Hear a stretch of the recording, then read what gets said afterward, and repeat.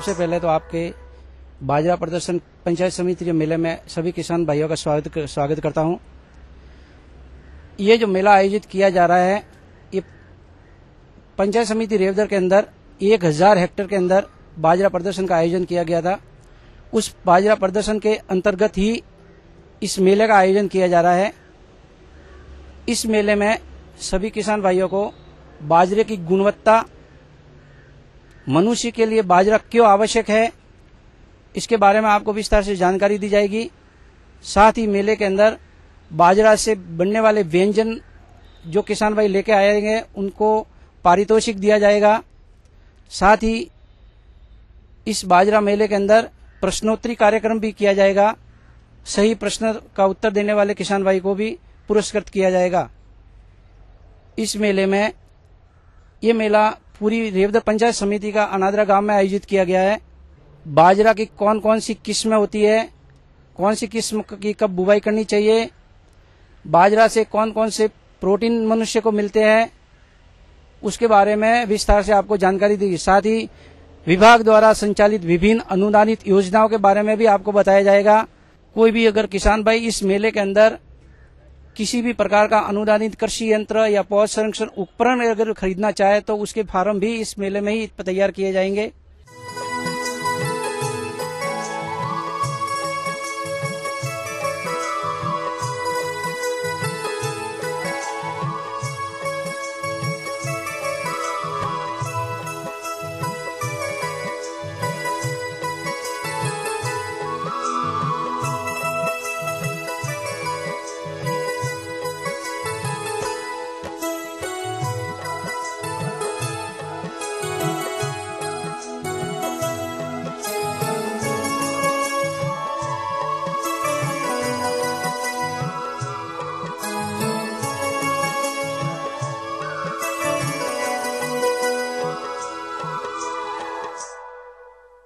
बाजरा की पैदावार को कैसे बढ़ाया जाए, उसके बारे में कृषि वैज्ञानिकों द्वारा जो ज्ञान दिया जाता है वो हमारे कृषि विभाग के अधिकारियों और अधिकारी हमें देते हैं और उस ज्ञान के अनुसार प्रभावी बिंदुओं का अनुसरण करते हुए, जैसे कौन सा बीज कब बोना है, उसमें कितना खाद डीएपी यूरिया कब देना है, उसमें पौध संरक्षण कब अपनाना है, उसके अंदर खरपतवार कब निकालना है, और इस तरह से और खास करके उस बीज को संभाल के रखना ताकि वो अगली बार भी आपके काम आ सके, और उस बीज का प्रचार करना, ये मुख्य उद्देश्य है कृषि विभाग का। हमारे यहाँ जब रेवदर तहसील के अंदर 2 बार बाजरे की खेती होती है। एक तो होती है उनालू को, एक होती है बारिश में। जब 2 बार खेती होती है तो हमारे को बाजरी से कितना लाभ मिलता है ये तो हम खुद ही जानते हैं कि बाजरी से पूरा ही लाभ है।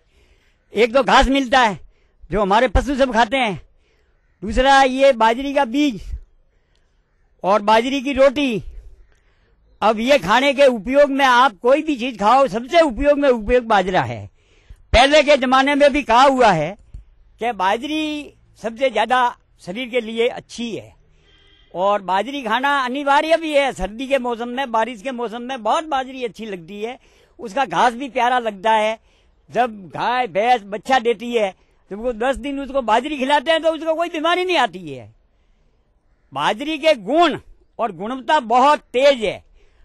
बाजरी खाने के लिए बहुत स्वादिष्ट होती है और गाय भैंसों के लिए, चारे के लिए भी बहुत शुद्ध होती है। इसका जो गाय भैंस खाती है वो तंदुरुस्त रहती है और भरपूर पानी पीते हैं। बाजरी खाने के बाद शरीर में किसी भी प्रकार का, कोई भी प्रकार का रोग शरीर में नहीं होता है और बाजरी खाने से शरीर हट्टा कट्टा रहता है।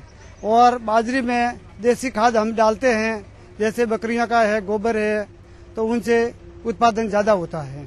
यहाँ पर हमारे यहाँ नादरा में तहसील स्तर पर बाजरे का संरक्षण के लिए यहाँ जो शिविर लगाया हुआ, मैं उसमें आया हुआ हूँ।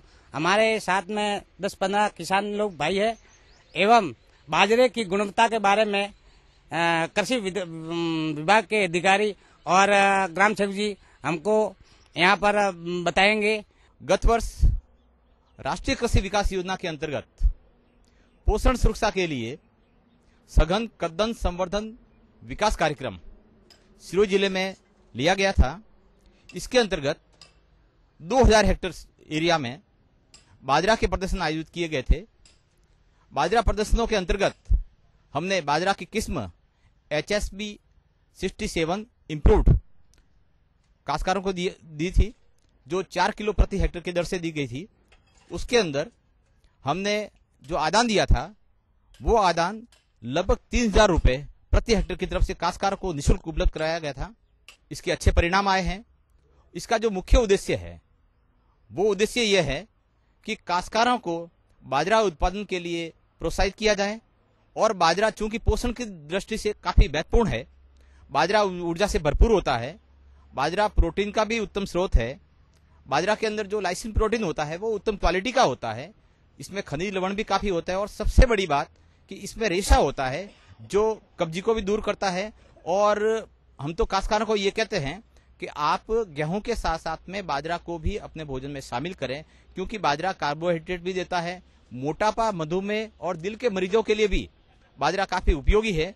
इसलिए बाजरा को प्रोत्साहित करने के लिए, बाजरा को भोजन में लाने के लिए और बाजरा के उत्पादन को बढ़ाने के लिए हमारे कृषि विभाग ने एक अच्छी पहल की है और सघन कद्दन संवर्धन कार्यक्रम, जिसके अंदर कई और जिलों में ज्वार भी है, लेकिन सिरोही जिले में जो 2000 हेक्टेयर एरिया में जो बाजरा लिया गया है, इस बाजरा के अच्छे परिणाम आए हैं और काश्तकारों ने इस बाजरा की किस्म को और बाजरा के प्रदर्शनों को काफी सराहा है और काश्तकार काफी प्रोत्साहित हुए हैं कि वो अब आने वाले समय में बाजरा का जो क्षेत्र है उसको बढ़ाएंगे और बाजरा में जो हमारे कृषि विभाग द्वारा जो उन्नत तकनीकी बताई गई है और जो ये हमारे जिला स्तर पर हमने जो मिलेट मेला आयोजित किया, प्रदर्शनी आयोजित की और उसी की तर्ज पर हम पंचायत समिति स्तर पर भी बाजरा मेला और बाजरा प्रदर्शनी का आयोजन कर रहे हैं।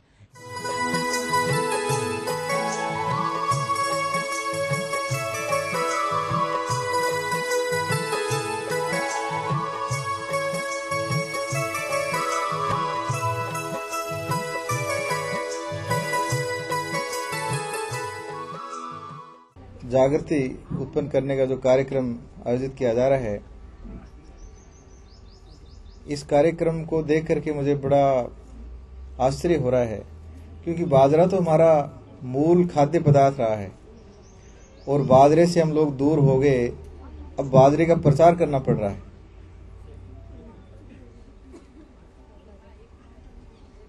अभी अपन जो लोग यहाँ बैठे हुए हैं, मैं आप लोगों से हाथ खड़े करने के लिए कहूंगा कि आज बाजरे की रोटी किस किस ने खाई? आज किसने खाई? 3 जनों ने बाजरी रोटी खाई, बाकी सब ने गेहूं खाए। इसका मुख्य कारण, अब लोग जैसे अभी बाजरे की जो बीमारियां थी वो बताई और किस तरह से बाजरा स्वस्थ हमारे को मिले, तो मैं सोच रहा था कि हमारे मन मस्तिष्क का भी उपचार करना पड़ेगा।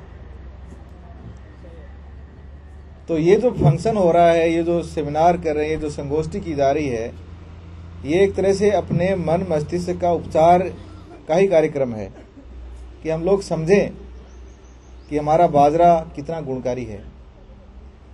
राजस्थान सरकार के कृषि मंत्री जी रोज टीवी पे बताते हैं सभी लोगों को कि हमें बाजरे को खाना चाहिए, बाजरे को अपनाना चाहिए। बाजरा किस तरह से गुणकारी है, बाजरा खाने वाले लोग बीमार नहीं होते हैं। इसका मुख्य कारण ये था कि बाजरे की खेती बरसात के पानी से ही करते थे हम लोग। खेत के पानी से, मतलब जो जमीन का पानी, उससे नहीं करते थे हम लोग।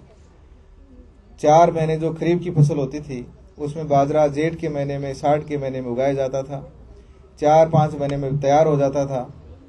और जो बीज भी होता था हम उसी में से सिलेक्शन बीज का करते थे, किसी दुकान से बीज खरीद के नहीं लाते थे। तो मैं ये निवेदन करूंगा कि हमें वापस बाजरे की ओर लौटना चाहिए। अभी उपनिदेशक महोदय जगदीश जी कह रहे थे कि बाजरा खाएंगे तो बीमारी नहीं होगी, तो हमें डॉक्टर के पास जाना ही नहीं पड़ेगा। तो अब हम लोगों को हमारा जो देसी बाजरे का बीज होता था, यदि हमारे जहां कहीं देसी बाजरे का बीज हमारे किसान ने बचा के रखा है, तो मैं कहूंगा कि उस बीज को अपनाना चाहिए।